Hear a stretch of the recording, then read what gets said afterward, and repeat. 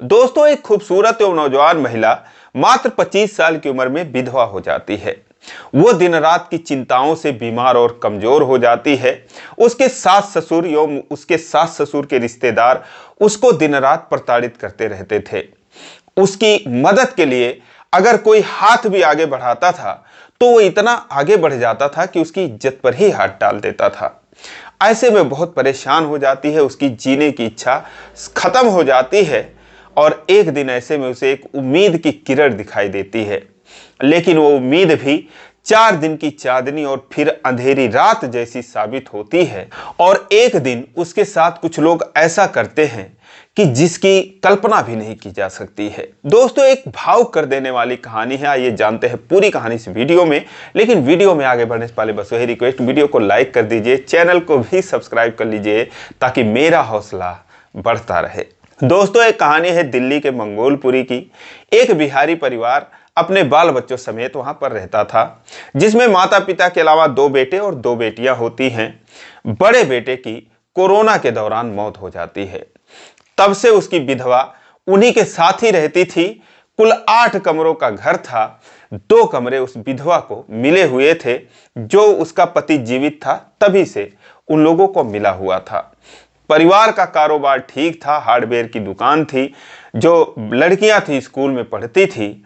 लेकिन दोस्तों, वही था कि उस विधवा का कोई नहीं था। सास बड़ी जालिम थी, दिन रात ताने मारती थी, उसी की घर में चलती थी। इसीलिए उस बहू की हालत और भी दयनीय हो जाती है। वो किसी तरीके से अपना गुजारा करती थी। अब दोस्तों, 2 मंजिलों का मकान था। ऊपर 4 कमरे थे, नीचे 4 कमरे थे।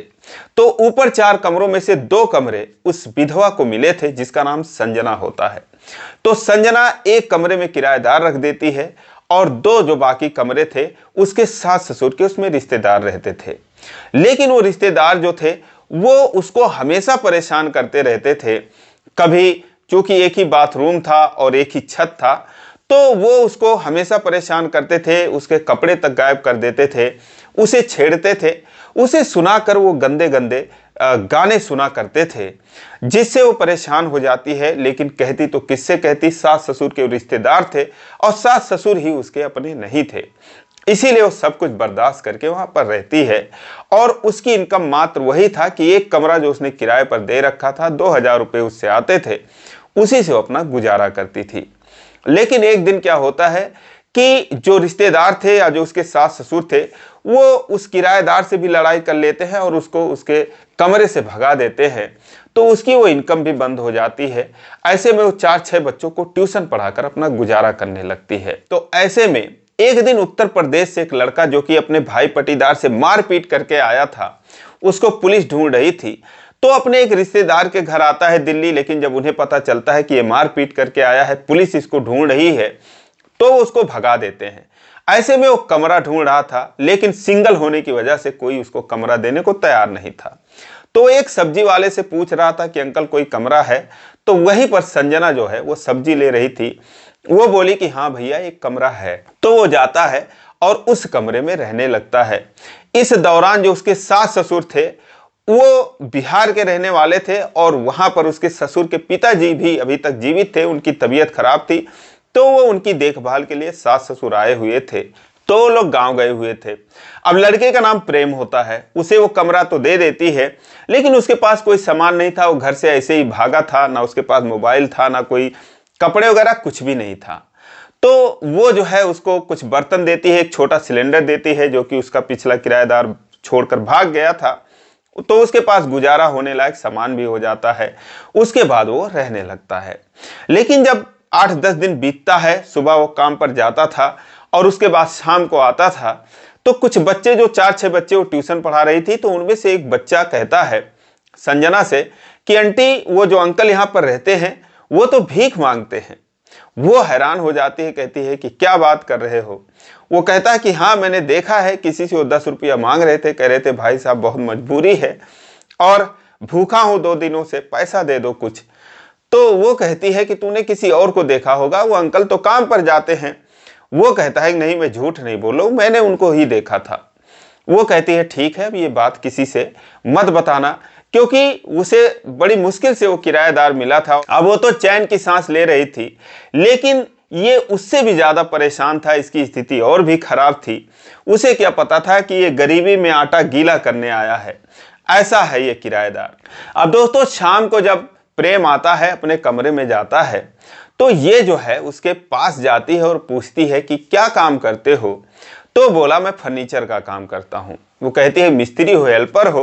कहता है, मैं मिस्त्री हूँ। कहती है, तुम्हारे पास कोई सामान वगैरह है नहीं जब से तुम आए हो, तुम कहाँ पर काम करते हो? बोलता है कि मैं सामान वही दुकान पर ही रखा हूँ। कहती है, फिर तुमने आज खाना वगैरह क्यों नहीं बनाया? तो बोलता है कि भूख नहीं थी इसीलिए बनाया नहीं। फिर वो देखती है उसके पास राशन वगैरह भी कुछ नहीं था। अब संजना जो है उससे इतना मतलब नहीं रखती थी, क्योंकि जो उसके सास के रिश्तेदार थे उनका भी बगल में ही कमरा था। वो ताका झांकी करते थे, इसको परेशान करते थे। यहाँ तक कि जब बाथरूम में नहाने जाती थी तो पहले चेक कर लेती थी कि कहीं इन लोगों ने मोबाइल वगैरह तो ऑन करके नहीं रखा है। इस हद तक उसे परेशान करते थे। गलती से उसका कोई कपड़ा छूट जाता था तो कपड़ा ही गायब कर लेते थे। इतने वो दुष्ट टाइप के लोग थे। तो इसीलिए उनसे वो डरती थी, डर डर के रहा करती थी। और जब बच्चे से उसने सुना कि वो तो इस तरीके से कहीं पे 10 रुपये मांग रहा था, तो उस दिन वो जाती है और फिर वो देखती है कि उसकी हालत वाकई में बहुत खराब है। फिर वो आती है, 4 रोटी बनाती है और उसके बाद आलू की सब्जी बनाती है, उसके पास लेकर जाती है। कहती है, ये लोग खाना खा लो। वो कहता है, भाभी जी क्यों परेशान हो रही हैं? उसकी उम्र करीब 23-24 साल की थी। संजना कहती है कि नहीं, तुम खा लो, मुझे पता है तुम काम वगैरह नहीं करते हो। अब वो जो है उसके आंखों में आंसू आ जाते हैं और वो खाने लगता है। कहता है, भाभी जी मैं वाकई में बहुत परेशान हूँ और बरसात का सीजन है, जून जुलाई का वो महीना था 2024 का। कहता है कि कोई काम वगैरह देने को तैयार नहीं है, और लेकिन आप चिंता मत करो, जैसे ही काम मिलेगा पैसे आएंगे, सबसे पहले मैं आपका ही हिसाब करूंगा। और कोई और होता तो यहाँ से मुझे भगा देता, लेकिन आप मुझे खाना दे रही हैं। फिलहाल वो खा लेता है। उसके बाद संजना कहती है कि सच बताओ तुम कौन सा काम जानते हो? तो कहता, मैं सच कह रहा हूँ, मैं फर्नीचर का ही काम जानता हूँ, अच्छा काम करता हूँ। तो कहती है कि तो दिल्ली में कीर्ति नगर है, वहां पर फर्नीचर की मार्केट है, तुम वहां पर जाकर काम कर सकते हो, शायद तुम्हें काम मिल जाए। अब अगले दिन वो वहां के लिए निकलता है। वो उसे 50 रुपये भी देती है, आने जाने का किराया देती है, और उसके बाद जो है वो उसे रोटी भी बना कर देती है टिफिन में। कहती है, जाओ और देखो तुम्हें काम शायद मिल जाएगा। शाम को जब वो आता है तो वाकई में काम ढूंढ कर आता है। वो कहता है, भाभी जी मुझे काम मिल गया है, अच्छा काम है। उसके बाद फिर वो अगले दिन से जाने लगता है, लेकिन अभी फिलहाल उसके पास खर्चे नहीं थे, पैसे नहीं थे। संजना की भी बहुत बड़ी मजबूरी थी, लेकिन एक उम्मीद में थी कि चलो कम से कम किराएदार है, कभी ना कभी तो देगा ही। वो उसे खाना बनाकर चुपके से सुबह शाम दोनों टाइम दे देती थी। जब वो दोनों किराएदार सो जाते थे रात के 11 बजे 12 बजे, तब वो उसके कमरे में रोटी पहुंचा देती थी, और कभी कभार दोनों 5-10 मिनट के लिए बातें भी कर लेते थे। इन 15-20 दिनों में दोनों समझ लीजिए कि एक दूसरे के दुख सुख के साथी थे, और जो प्रेम था उसका काम अच्छा चलने लगता है। उसके बाद एक दिन वो 4-5 हजार रुपये लेकर आता है और संजना के हाथों में रख देता है। कहता है, लीजिए भाभी जी, और आपने मेरी बड़ी मदद की, अगर आप नहीं होती तो ये समझ लीजिए मैं तो भूखों ही मर जाता। तो वो कहती है, मुझे पता है तुम्हारी स्थिति, लेकिन कोई बात नहीं, इतना पैसे की ज़रूरत मुझे नहीं है, और मेरे जो कमरे का किराया होता है उसका तो अभी महीने में 2-4 दिन बाकी है, 2000 होगा, दे देना, और वैसे भी तुम्हें घर पर पैसे भेजना होगा तो वहाँ भी भेज दो, घर से आए हो। वो कहता है कि नहीं, घर पे तो पैसों की ज़रूरत है, लेकिन ज़्यादा पैसों की ज़रूरत है, क्योंकि जो पड़ोसी थे जिनसे वो मारपीट करके आया था, वो जो है पैसे मांग रहे थे। बोले, पैसे दोगे तभी सुलह करेंगे, वरना जो है हम तो FIR करेंगे। तो इस तरीके से वहाँ उसका मसला चल रहा था, और पुलिस भी उसे ढूंढ ही रही थी। तो कहता है कि अभी फ़िलहाल आप अपने, अच्छा चलो किराए का ही रख लो, और कुछ खाने का रख लो जो आपने खिलाया है। वो कहती है कि खाने के पैसे की ज़रूरत नहीं है, चलो किराया दे दो, 2000 रुपये वो रख लेती है। फिर वो कहता है कि जैसे आप खिलाती थी वैसे अगर आप खिलाया करें तो मैं आपको खुराकी वगैरह दे दिया करूँगा। वो कहती है, भैया देख ही रहे हो कितना छुप छुप के काम करना पड़ता है, और ये दोनों दुष्ट हैं। वो इससे भी लड़ाई करते थे, इसको प्रताड़ित करते थे प्रेम को। प्रेम जो है जब संजना से बोलता था तो संजना कहती है, बर्दाश्त कर लो, इनका तो कोई इलाज ही नहीं है, मेरे सास ससुर के रिश्तेदार हैं, तो इसीलिए रहना अगर यहाँ पर है तो इनका तो सहना ही पड़ेगा। तो प्रेम भी उनके अत्याचारों को सहकर वहाँ पर रहने लगता है। लेकिन इधर जो गांव में उसके सास ससुर गए थे तो उसके ससुर के पिताजी की मौत हो जाती है। उसके बाद उनके क्रियाक्रम में ये लोग रह जाते हैं, तो थोड़ा ज़्यादा टाइम लग जाता है। जब उनकी मौत होती है तो इसका जो देवर था, हार्डवेयर की दुकान चला रहा था, ये भी 1-2 दिन के लिए जाता है। जो स्कूल में ननदें पढ़ रही थी वो भी चली जाती हैं। लेकिन संजना को ना तो वो लोग पूछते हैं और ना ही वो गांव में जा पाती है। अब इधर जो है इन लोगों का सब कुछ ठीक ठाक चल रहा था, लेकिन तभी जो है वो लोग गांव से आ जाते हैं। अब जैसे ही गांव से आते हैं वैसे जो उनके रिश्तेदार थे वो इनका कान भर देते हैं कि ये पता नहीं कहां से बुला रखी है, कमरे में रखी है, और दोनों एक दूसरे के कमरे में आते जाते हैं, खाना बनाकर देती है। और अब सब कुछ जो आंखों से देख रहा हूं, देखा नहीं जाता, बहुत बुरा लगता है।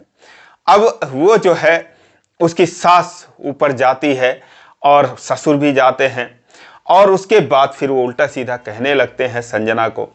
शाम को जब प्रेम आता है काम से, कीर्ति नगर से, तो उसके ऊपर भी वो लोग चढ़ाई कर देते हैं कि तू कौन है, कहाँ से आया है, इसके मायके का यार है या कौन है, कैसे तू रह रहा है यहाँ पर, और क्यों इसके कमरे में आता जाता है, तो जो भी है यहाँ से कल कमरा खाली करके चले जाना। अब संजना ने अभी तक कुछ बोला नहीं था, लेकिन उसे बर्दाश्त नहीं होता है। वो बोलती है कि मेरे किराएदारों को भगा देते हो, लेकिन अपने रिश्तेदारों की करनी आप लोगों को दिखती नहीं है। ये लोग मुझे कितना परेशान करते हैं, कितनी गंदी निगाह रखते हैं, मेरे कपड़े तक गायब कर देते हैं, इनसे पूछो ये क्या करते हैं, गंदे गंदे गाने सुनते हैं, और इस तरीके से मैंने कभी जुबान नहीं खोला, और ये तो बेचारा आया है, रह रहा है, इसकी क्या गलती है, इसको भी परेशान करते हैं। तो वो कहती है कि ये नहीं जाएगा, और इतना मौका पाकर जो उसके ससुर थे, उसका देवर था, वो जो है उसका बर्तन वहां से बोलते हैं कल तो दूर है, आज ही इसको निकलना पड़ेगा, उसका सारा सामान वगैरह फेंकने लगते हैं। फिलहाल प्रेम को वहां से निकलना पड़ता है। वो वहां से चला जाता है कहीं दूर जाकर, अब रात भर कैसे भी करके इधर उधर काटता है, सुबह एक रूम ढूंढ लेता है। लेकिन उसके जाने के बाद अब जो संजना थी, एक बार फिर उसकी इनकम बंद हो जाती है। वो अब सोचती है कि अब कोई फायदा नहीं जीने से। 2 साल से वो अकेले रह रही थी, कोरोना में उसके पति की मौत हुई थी, शादी हुए भी उसको 2 ही साल हुए थे। इन 4 सालों में उसकी जिंदगी जो है नर्क बन गई थी। जब तक पति था तो ठीक था, लेकिन जब पति के जाने के बाद उसकी हालत और खराब हो जाती है। वो कहती है अब जीने से कोई फायदा है नहीं। वो दोस्तों मारे चिंता के बीमार रहने लगती है, कमजोर हो जाती है। लेकिन जब 1 महीने बीतता है, अब जो प्रेम था, कई बार उसने कोशिश किया कि जाऊं संजना से मिलूं, देखूं क्या उसका हाल है और कैसे करके जाऊं। तो एक दिन उसको पैसे मिलते हैं, करीब 25-30 हजार रुपये उसका हिसाब होता है। तो फिर वो उसी बहाने आता है कि चलो पैसे देने के बहाने चलता हूं और भाभी जी से मिलता हूं। लेकिन जैसे ही वो आता है, उसकी सास दरवाजे पर मिलती है। वो कहती है यहाँ क्या करने आया है तू? वो कहता है कुछ पैसे बाकी थे हिसाब में, किराया बाकी है, वही देने आया हूँ। वो कहती है कि ला मुझे दे दे। वो कहता है कि माफ़ करना, मैं तो आपको दूंगा नहीं, किसी को नहीं दूंगा, मैं उन्हीं को ही दूंगा। और उसके बाद वो चढ़ जाता है, सीढ़ियों से ऊपर जाता है, संजना को आवाज़ देता है। जब संजना उसकी आवाज़ सुनती है तो दरवाज़ा खोलती है, क्योंकि अक्सर वो कुंडी लगा के ही रहा करती थी उन दोनों रिश्तेदारों की वजह से। वो दरवाज़ा खोलती है, लेकिन जैसे ही उसकी हालत प्रेम देखता है, हैरान हो जाता है। एकदम कमज़ोर हो गई थी, बीमार थी। वो उसे देखकर कहता है भाभी जी ये क्या हो गया, आपकी हालत क्या हो गई है? संजना जो है उसको चक्कर आने लगता, लड़खड़ाने लगती है। वो उसे थाम लेता है, कहता है क्या हो गया आपको? वो कहती है कि मेरा लगता है ऊपर जाने का वक्त आ गया है और अब जीने की इच्छा नहीं है। वो कहता है कि नहीं ऐसे मत कहो, और आपने मुझे जिलाया है, मैं आपको मरने नहीं दूंगा, चलो मैं आपका इलाज करवाता हूँ। अब वो कहती है कि नहीं तुम जाओ, तुम्हें लोग जीने नहीं देंगे, तुम्हारा जीना हराम कर देंगे। वो कहता है मुझे परवाह नहीं है इस सब चीज़ों की, और चलो मैं आपका इलाज करवा कर ही रहूँगा। उसके बाद वो उसका हाथ पकड़े हुए, उसको थामे हुए, चलने की भी शक्ति उसके अंदर नहीं लग रही थी। जैसे ही आता है तो उसकी सास देखती है, वो भड़क जाती है, कहती है तूने हाथ कैसे इसका पकड़ रखा है, कहाँ लेके जा रहा है? वो कहता है कि मैं दवा कराने जा रहा हूँ। कहती है कौन लगता है तू, कौन होता है तू दवा कराने वाला। वो कहता है कुछ होना जरूरी नहीं है इसके लिए, और मैं इनका दवा कराऊंगा। तब तक वो अपने पति को, जो कि पास में ही दुकान थी, बुला लेती है। देवर भी आ जाता है, दोनों बेटियां भी घर में निकल जाती हैं, 2-4 पड़ोसी भी इकट्ठे हो जाते हैं। कोई कहता है इसको मारो, कोई कहता है कुछ कहता है, कोई पड़ोसी कहता है कि बताओ कितना सता रहे हैं ये लोग। ऐसा भी 1-2 लोग थे। वो कहता है कि मुझे जाने दो, वरना मुझसे बुरा कोई नहीं होगा।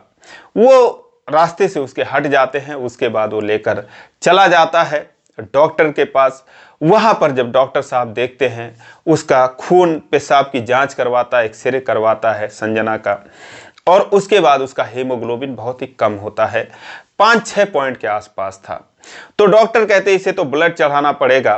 फिर वो 1 यूनिट खून भी निकलवा देता है। कहता कोई बात नहीं डॉक्टर साहब, आप मेरा निकाल लो, चढ़ा दो। अगर मैच कर रहा है, नहीं भी मैच कर रहा है तो मेरे बदले किसी और का मंगवा के चढ़ा दो।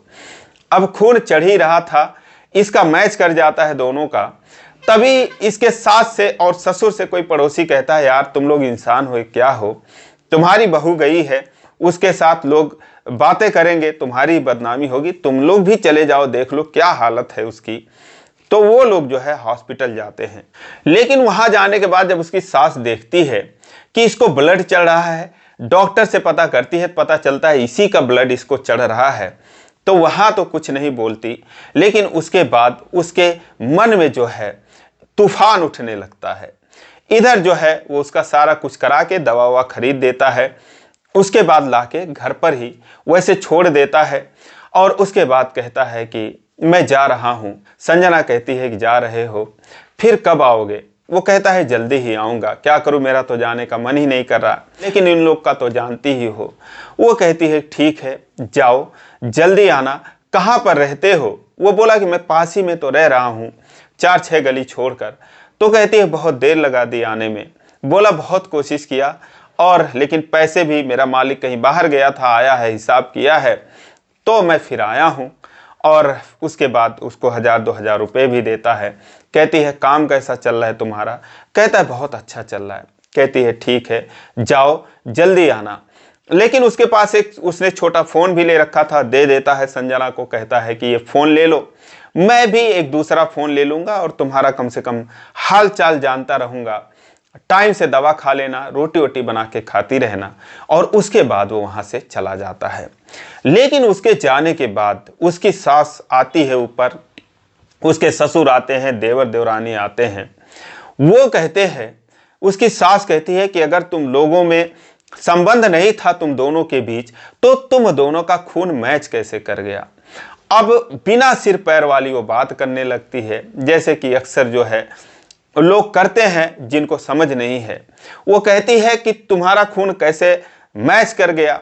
आज उसने खून दिया है, कल को कुछ और दे देगा, और यहाँ पर अब ऐसे ही लोग आते रहेंगे, और तूने हमारी नाक कटवा दी, ये कर दी, वो कर दी, तो उसका खून तेरे शरीर से मैं निकाल के ही रहूंगी। अब दोस्तों थोड़ी सी उसके शरीर में जो ताकत आई थी वो सुन सुनकर और रोती है। उसको इतना ये लोग ताने मारते हैं कि जिसका कोई हिसाब नहीं। उसे बदनाम करते हैं, उल्टी सीधी बातें करते हैं कि मेरे बेटे को तो खा गई और तू बच गई, यही सब करने के लिए तेरी यही करनी पहले से ही थी, तभी ये दिन तुझे देखना पड़ रहा है। सास कहती है कि उसका खून निकाल कर ही तेरे शरीर से मैं दम लूंगी। वो कहती है ठीक है, मैं जानती हूँ कि आप लोग क्या चाहते हो, जैसा चाहते हो वही होगा। और उसके बाद वो 2-4 दिन किसी तरीके से बर्दाश्त करती है। रोज आकर ये उसको उल्टी सीधी बातें करती थी, उसकी सास उसे सुनाती थी। तो एक दिन जब प्रेम उसको फोन करता है, हालांकि रोज ही करता था, तो कहती है कि मुझे माफ करना, तुम मुझे जिलाना चाह रहे हो, लेकिन अब मैं नहीं जी सकती, और कल आना, अपना फोन ले जाना, और तुमने जो खून दिया था वो मेरे शरीर में इन लोगों की नज़र में जहर बनकर दौड़ रहा है, तो मैं अब नहीं जिंदा रह सकती। और उसके बाद वो फ़ोन काट देती है। और उसके बाद दोस्तों एक चाकू उठाती है और फिर उससे अपने हाथ पर वार कर लेती है। उसके बाद वो गिर जाती है। इन प्रेम जो है वो समझ जाता है कुछ गड़बड़ है। वो भागते हुए आता है, सीधा जो है अब दरवाजे पर ही सारे लोग उससे मिलते हैं, लेकिन वो सीधा ऊपर जाता है तो देखता है कि उसके पूरा खून उसके चारों तरफ फैला हुआ है। वो अपनी आंखें बंद कर रही है और जैसे ही इसके पीछे पीछे ये लोग जाकर देखते हैं तो ये लोग कहते हैं कि कुछ नहीं, बस ड्रामा कर रही है। लेकिन प्रेम जो है वो चिल्लाने लगता है, रोने लगता है और उसके बाद उठाने की कोशिश करता है। और उसके बाद उसकी सास कहती है कि तेरा खून तो सारा निकल गया, अपना खून तू लेके जा, तू कौन होता है इसको लेके जाने वाला। लेकिन दोस्तों वो कहता है कि मेरा रास्ता तुम लोग छोड़ दो। वो कहते हैं पुलिस को बुला लो, वो कहता है किसी को भी बुला लो। वो उठा लेता है अपने गोद में। अब दोस्तों वो संजना को लेकर बाहर भागता है, हॉस्पिटल लेकर जाता है। वहां पर डॉक्टर जो है पुलिस केस करने के लिए कहते हैं, लेकिन वो कहता है नहीं, पहले आप इलाज करिए और उसके बाद केस होगा। वो चूंकि उसके पास पैसे थे ही, वो पैसे देता है, डॉक्टर उसका इलाज करते हैं और 1 यूनिट खून निकलवा कर ये चढ़वा देता है। 2-4 यूनिट और लगते हैं। लेकिन इस बीच संजना के सास ससुर या इसके घर से वहां पर कोई नहीं जाता है। वो जब ठीक होती है अगले दिन उसको होश आता है, सामने प्रेम को देखती है, रोने लगती है, कहती है तुम तो मुझे सुकून से मरने भी नहीं देते।